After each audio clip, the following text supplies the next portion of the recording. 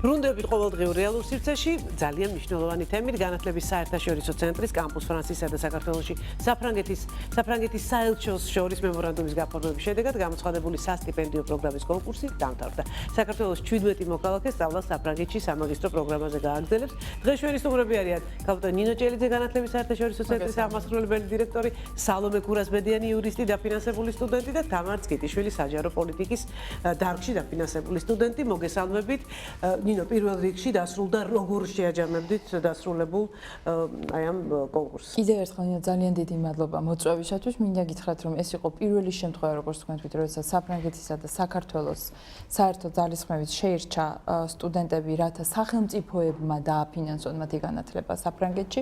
კონკურსი ძალიან საინტერესო იყო იმ თვალსაზრისით, რომ ეს იყო პირველიც და რომ გაგვეორმაგებინა შარშანდელი რაოდენობა ფრანგული მხარის მიერ დაფინანსებული. კარგი სტუდენტები იყვნენ, კონკურსი ძალიან მძიმე იყო სტუდენტებისთვის, ჩვენთვის ძალიან საინტერესო. ანუ იყო ძალიან კონკურენცია მაღალი იყო. კი, კონკურენცია რა თქმა უნდა, ზოგადად სააპლიკაციო პროცესში მონაწილეობა 430-მდე სტუდენტმა მიიღო, საბოლოო ჯამში 60-დან გადაირჩა, მე 17 პლუს ყავს რეზერვისტები და აქედან გამომდინარე საკმაოდ ისეთი მძიმე კონკურსი იყო. მე როგორც ვიცი, აპრილში კიდევ ცხადდება, აპრილის ბოლოსკენ. აი ახლა ვემზადებით, ეს არის ჩვენი ყველაზე დიდი პროგრამა, ეს ჩვენი ესე იგი მედროშე პროგრამას ვეძახით ხოლმე, სადაც სააპლიკაციო პროცესში 2000-მდე აპლიკანტი ყავს ხოლმე და აი ახლა შემდეგ კვირას 25-დან დაანონსდება ეს პროგრამა. ამ პროგრამას ძალიან ბევრი ელოდება, დღეში დაახლოებით 60-მდე ზარი შემოდის ჩვენს ცენტრში. უამრავი Facebook-ზე გვწერს, უამრავი და მინდა ყველას მოვახსენო, რომ ჩვენ ვემზადებით ამ პროგრამისთვის.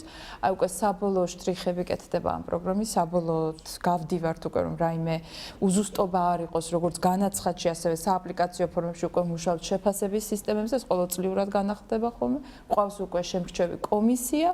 და პროგრამას გამოვაცხადებთ 25-დან, ანუ შემდეგი კვირიდან პროგრამა გამოცხადდება მინიმუმ 4 კვირის ვადით. 4 კვირა ის სტუდენტებს ვკითხოთ, არის თუ არა საკმარისი იმისთვის, რომ მოახერხონ და შემოიტანონ სააპლიკაციო ფორმები, შეავსონ სააპლიკაციო ფორმები და პროგრამები და ესე გამოვაცხადეთ პროგრამას და ვისარგებლებ შემთხვევით და ისევ თქვენთან მოვალთ სტუმრად. ყოველთვის ჩვენი კარი ღია, რეალური სიცოცხლის კარი ყოველთვის ღია, როგორც ვამბობთ, სწავლას მოწყურებული სტუდენტებისთვის. არის თუ არა საკმარისი, მოდით ნინოს პირველი კითხვიდანვე დავიწყოთ, არის თუ არა საკმარისი ის დროებისთვის, რომ მოემზადოთ ესეთი საკმაოდ რთული გამოცდებისთვის, ეს არ არის ალბათ. მე ვფიქრობ, რომ სავსებით საკმარისია 4 კვირა, იმიტომ რომ ის დოკუმენტაცია, რაც შესაგროვებელია და ესე ვთქვათ, აპლიკაციაში არის ასატვირთი, არის ძალიან მარტივად გასაკეთებელი. არ არის სირთულე, ძალიან მარტივი აპლიკაცია და შესაბამისად დროც საკმარისია იმისთვის, რომ გაიარო ეს ესე ვთქვათ, პროცედურები და შემდგომ დაგირეკონ და მიხვიდე გასაუბრებაზე. გაიარო წარმატებით. სალომე, საცალობთ თბილისში როგორ? თამარი, სალომე. ვაიმე, უკაცრავად. თამარ, თქვენ საცალობთ თბილისში? მე დავამთავრე ჯავახიშვილის სახელმწიფო უნივერსიტეტი, შემდგომ ამისა ილია სახელმწიფო უნივერსიტეტი საჯარო პოლიტიკის ადმინისტრირების განხრით და გადავწყვიტე, რომ დასავლური განათლების გარეშე ალბათ არაფერი გამოვა და აუცილებლად შემეტანა, ესე ვთქვათ, გამხდარიყავი კონკურსანტი.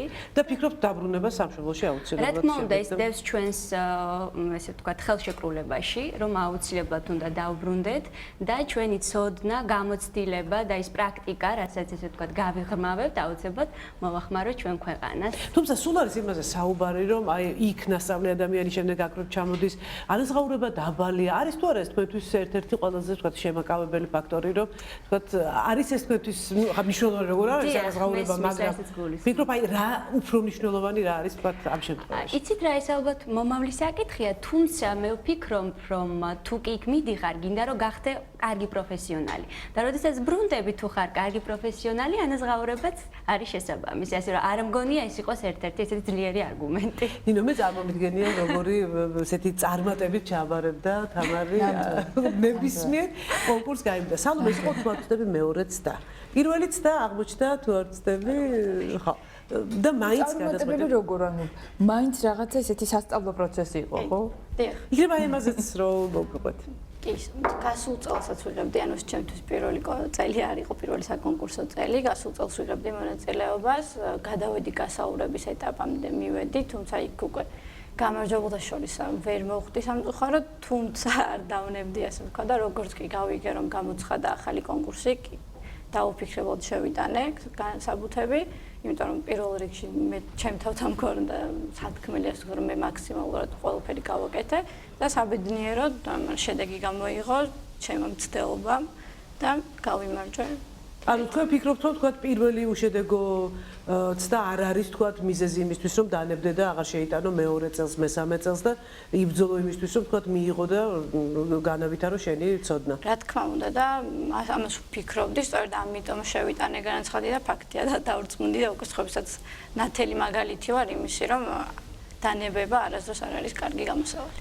სალმა, ერთი წელი თქვენი ცხოვრობთ საფრანგეთში, უკვე იცით რომელ უნივერსიტეტში ისწავლით და თქვათ აი გაქვთ თუ არა წარმოდგენა იმ სასწავლო პროცესზე, ამ თქვათ იმ უმაღლეს სასწავლებელზე, სადაც მიდიხართ ერთი წლის სასწავლებლად. რა თქმა უნდა, მე ვარ ინგლისურენოვანი, ფრანგულენოვანი არ ვარ, შესაბამისად მოვუძებნი ესეთი კურსი, სადაც მივიღებ განათლებას ინგლისურ ენაზე, ძალიან საინტერესო პროგრამაა. უნივერსიტეტიც არის საკმაოდ ძველი, ჩემთვის მნიშვნელოვანი, იმიტომ რომ გარკვეული ტრადიციები ამ უნივერსიტეტს უკვე აქვს. შესაბამისად საინტერესოა, ვფიქრობ ძალიან საინტერესო პროცესი იქნება, გავიცნობ უამრავ ადამიანს, შევხვდები ადამიანებს სხვადასხვა ქვეყნიდან, პრაქტიკოსი იურისტებს, რომლებიც მე წამიკითხავენ ლექციებს და მივიღებ უდიდეს გამოცდილებას, არა მხოლოდ პროფესიულს, არამედ ცხოვრებისეულსაც ჩემი. აი ზუსტად ეგ მინდოდა მეკითხა. გარდა იმისა, რომ თქვენ განავითარებთ თქვენს პროფესიულ ცოდნას, არის თუ არა ეს კიდევ ერთი თქვათ დამატებითი ბონუსი ჩვენი ქვეყნისთვის, როცა შენ შეიძლება უკვე შენ თანაკურსელების მოწვევას თქვათ საქართველოში გაცნობას ჩვენი ქვეყნის. მოყვება თუ არა მას აი თანამდები თქვათ სიკეთეები, გარდა იმისა, რომ ერთი კონკრეტული ადამიანი თავის თქვათ სწავლის თვალსაჩინოს უფრო თქვათ ასე აფართოებს.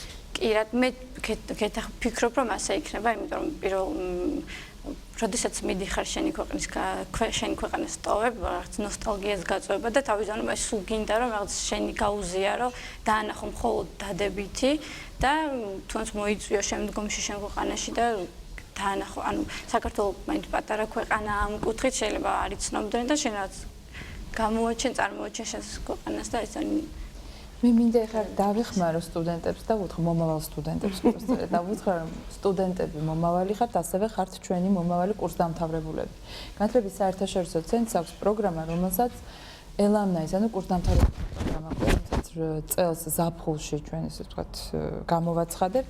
ეს პროგრამა ითვალისწინებს მცირე გრანტებს უკვე კურსდამთავრებულთათვის, რომელიც ეხმარება მათ ზუსტად აი ამ ტიპის პროგრამების დაწყებასა და შენარჩუნებაში, თავიანთ ყოფილ კოლეგებთან, ერთმანეთთან, ანუ ეგრეთ წოდებული ქსელური პროგრამები, რომელიც სოციალურ თუ სხვა ტიპის აქტივობაში ჩართავს ამ სტუდენტებს. იქნება თქვენ დღის სამსახური გექნებათ ის, რაც გექნებათ თქვენს უწყებაში, ხოლო საღამოს დღის მეორე ნახევარში შაბათ-კვირას შეძლებთ სოციალურ პროექტებში მუშაობას, იქნება ეს საზაფხულო ბანაკი, თქვათ მზრუნველობას მოკლებული ბავშვებისთვის, თუ იქნება ეს თქვენი კვლევა, ეს უკვე თქვენზეა დამოკიდებული, მაგრამ აი ამის საშუალებასაც აძლევს ცენტრი იმისთვის, რომ აი ეს ქსელი სტუდენტური, ეს ასე ვთქვათ ინტელექტუალური კლასტერი, რომელიც შეიქმნება, ეს როდიდან არის დაგეგმილი? ზაფხულში გამოვაცხადებთ, როდესაც პირველი ყველაზე დიდი ჯგუფი გვიბრუნდება, ანუ აქამდე თუ გვყავს თქვათ 28 დაბრუნებული, 60 ადამიანი ჩამოდის, 60 კურსდამთავრებული ჩამოდის. ნინო იმედია ისინი ჩვენი სტუმრები აუცილებლად იქნება, ჩვენ ძალიან გვაინტერესებს. მინდა გითხრათ, რომ ძალიან საინტერესო იქნება აი ამ დასაქმების ფორუმშიც მონაწილეობა, რომელსაც ჩვენ ვაპირებთ, რომ ზაფხულში გავუკეთოთ ჩვენს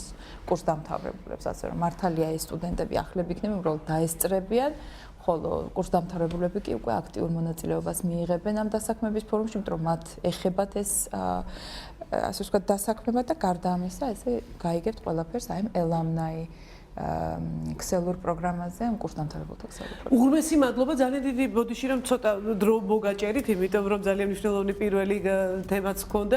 მე დარწმუნებული ვარ, რომ თქვენ გაივლით, ძალიან კარგ სალვაგანათლებას მიიღებთ, ჩამობრძანდებით და ძალიან გამოადგებით ჩვენს ქვეყანას. ნინო, ძალიან დიდი მადლობა მოგზაურობისთვის და მე იმედი მაქვს, რომ ეტაპობრივად ჩვენ ყველა იმ თემას მივყვებით, რომელსაც განათლების საერთაშორისო ცენტრი თბილისში და საქართველოში განახორციელებს. ძალიან დიდი მადლობა. ხვალ გიორგი ახმეტელი გიმასპინძლებთ, ზეგ ისევ ჩვენ შევხვდებით ერთმანეთს ძალიან მნიშვნელოვან თემებზე სასაუბროთ. დიდი მადლობა. ნახვამდის.